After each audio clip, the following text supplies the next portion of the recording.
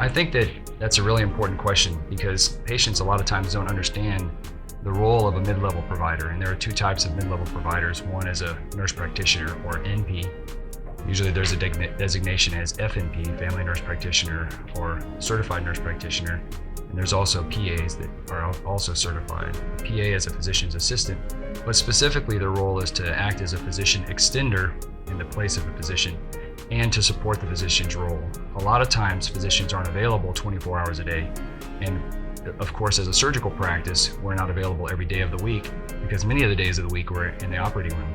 So during that time, the only way to access our clinic would be to do that through a mid-level provider or a provider affiliated with the practice. In the case of the Orthopaedic and Spine Institute, I believe strongly in mid-level providers, and we have several nurse practitioners and one PA that help us to take care of patients. The benefit to the patients in this regard is that a lot of times the wait, if you wait for the physician or the surgeon alone, could be many, many months.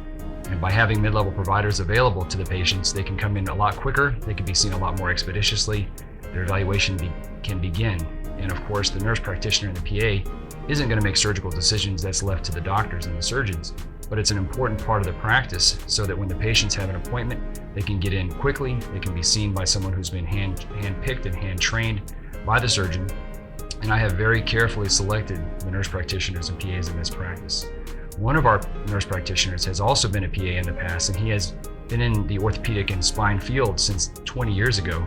And because of that, he's worked with many, many physicians in academic facilities, in private practice, in multiple different practices around the state, and has extensive experience in treating orthopedic and spine injuries and diagnoses. And so by having these people available to my patients, they can learn my approach, they can have the evaluation begin. The initial evaluation almost always consists of a very detailed neurologic exam, history and physical examination to give us an idea, a glimpse into what the problem can be with our patients. And so when we have a nurse practitioner or a PA available, that process can begin a lot quicker. They can send them for the studies that are necessary for me to ultimately come in and yield the final diagnosis and provide the definitive treatment recommendations.